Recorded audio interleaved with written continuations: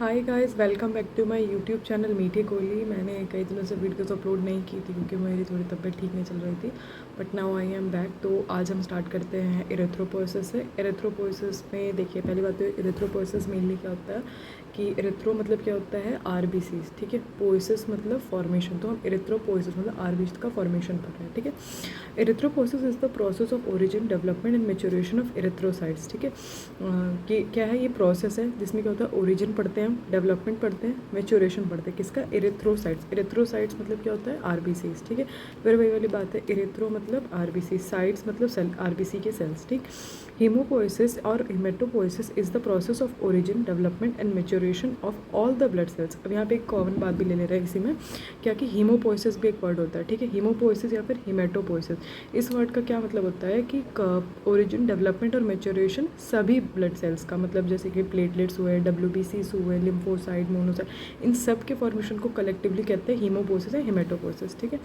अब देखो site of erythropoiesis. अब साइट ऑफ इरेथ्रोपोइसिस क्या क्या है, फीटल लाइफ में सबसे पहले क्या क्या है, मीसोब्लास्टिक स्टेज होती है, दूसरी हिपैटिक स्टेज होती है और तीसरी क्या होती है, माइलॉइड स्टेज होती है। मीसोब्लास्टिक स्टेज जो होती है वो सबसे फर्स्ट 2 मंथ की स्टेज होती है, जब इंट्रा आईयूएल मतलब इंट्रा यूट्राइन लाइफ है। जब फर्स्ट 2 मंथ होते हैं इंट्रा यूट्राइन लाइफ के, तो क्या होती है, मीसोब्लास्टिक स्टेज होती है। इस स्टेज में आरबीसी किससे बनती है, mesenchyme of yolk sac. Yolk sac जो होता है वो जब हम एम्ब्रियोलॉजी पढ़ते हैं तब हम उसमें पढ़ते हैं, जो हमारा मतलब यॉर्क सैक होता है उसमें से क्या होता है, उसमें मीजेनकाइम सेल्स होते हैं, तो आरबीसी उसमें से बनती हैं। उसके बाद देखो हिपैटिक स्टेज कौन सी होती है, 3rd मंथ होती है इंट्रायूट्राइन लाइफ की। उसमें क्या होता है, लिवर मेन ऑर्गन होता है जो इसमें वर्क करता है, इसलिए इसका नाम से ही समझ में आ रहा है हिपैटिक स्टेज मतलब क्या है, लिवर का फंक्शन होगा। तो 3rd स्टेज है इंट्रायूट्राइन लाइफ की। उसके बाद यहाँ पे लिखा है spleen and lymphoid organs. Liver तो इसमें मेनली वर्क करता है, इसके साथ इसमें कौन और वर्क करता है, स्प्लीन और लिम्फॉइड ऑर्गन्स भी इस स्टेज में आरबीसी का फॉर्मेशन करते हैं। अब तीसरी स्टेज आती है माइलॉइड स्टेज। माइलॉइड स्टेज कौन सी स्टेज होती है, लास्ट 3 मंथ होता है जो प्रेगनेंसी के, मतलब इंट्रायूट्राइन लाइफ है, प्रेगनेंसी कुछ भी कह लो, उसमें क्या होती है, माइलॉइड स्टेज होती है।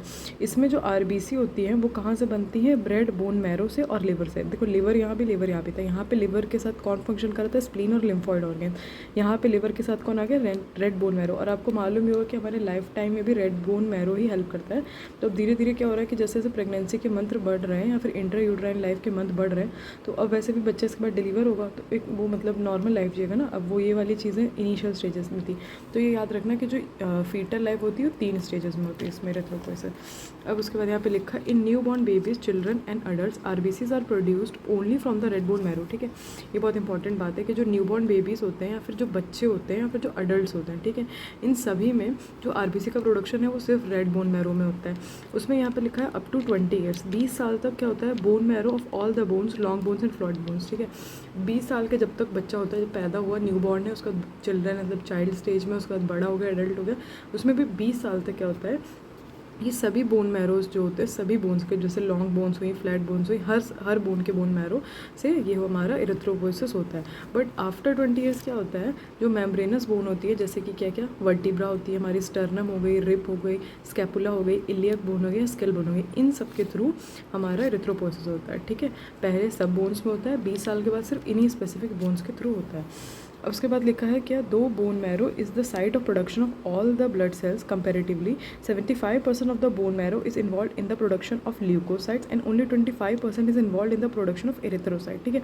देखिए हमारे दिमाग में जब भी बोन मैरो आती है तो हमारे दिमाग में क्या आता है कि बोन मैरो है तो क्या करता है, रेड ब्लड सेल्स का प्रोडक्शन करता है, बट ऐसा बिल्कुल नहीं होता है। वहाँ पे सभी टाइप के ब्लड सेल्स प्रोड्यूस होते हैं, जबकि ये हमको मतलब एक सोचने वाली बात है कि जो 75% बोन मैरो होती है हमारे बॉडी में, वो किस में इन्वॉल्व होती है, ल्यूकोसाइट के प्रोडक्शन में। सिर्फ 25% बोन मैरो ही इरेथ्रोसाइट के प्रोडक्शन में इन्वॉल्व होती है, ठीक है। बट फिर भी क्या होता है, जो ल्यूकोसाइट जो होते हैं हमारे बॉडी में वो कम होते हैं कंपेरेटिव टू इरेथ्रोसाइट। अब आप खुद सोचिए कि जब 75% बोन मैरो ल्यूकोसाइट बना रहा है तो इरेथ्रोसाइट कैसे ज़्यादा हो जाते हैं, ठीक है। इनका रेशियो क्या होता है, 1:500, मतलब कि एक ल्यूकोसाइट होगा तो 5 इरेथ्रोसाइट होते हैं हमारे बॉडी में। ऐसा इसलिए होता है क्योंकि इनकी लाइफ स्पेन अलग अलग होती है, मतलब जो आरबीसी होती है हमारी उसकी लाइफ स्पेन ज़्यादा होती है, 120 डेज होती है, इसकी लाइफ स्पेन कम होती है, तो इनका प्रोडक्शन भी ज़्यादा होता है और इनका डिस्ट्रक्शन भी ज़्यादा होता है। और आरबीसी का प्रोडक्शन कम होता है बट इसका डिस्ट्रक्शन बहुत देर में होता है, इसकी लाइफ स्पेन ज़्यादा होती है, तो इस वजह से इनका रेशियो बॉडी में क्या होता है, 1:500, ठीक है। उसके बाद process of erythropoiesis, haematopoietic stem cells are the primitive cells in the bone marrow which give rise to blood cells, ठीक है। वो क्या करते हैं, ब्लड सेल्स को राइज देते हैं। कौन से, haematopoietic sales.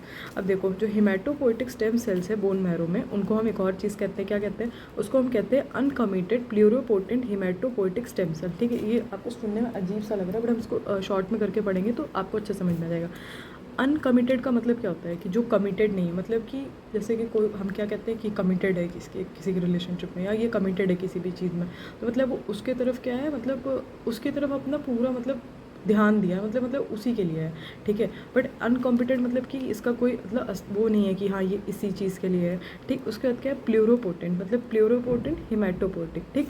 Haematopoietic stem cells है, ये तो नॉर्मल सी बात है कि प्लूरोपोटेंट है, हिमेटोपोइटिक है, और स्टेम सेल्स तो होंगे, क्योंकि ये मतलब आगे जाके अलग अलग चीज़ों को जनरेट कर रहे हैं। स्टेम सेल्स क्या होते हैं, स्टेम सेल्स वो सेल्स होते हैं जो मतलब इनिशियल स्टेज में होते हैं, उसके बाद उनमें मतलब बहुत सारे चेंजेस होते हैं और फिर जाके कोई एक सेल का वो फॉर्मेशन करते हैं, ठीक है। तो अभी ये uncommitted pluripotent haematopoietic stem cells है, तो इसको हम क्या कहते हैं शॉर्ट में PHSC। अब देखो, it is a type of cell which can give rise to all types of blood cell. देखो ये एक ऐसा सेल है जो कि ब्लड की जितने भी सेल्स उन सबको क्या कर सकता है, मतलब बना सकता है। In adult few of these cells are absent, but its best source is umbilical cord, ठीक है।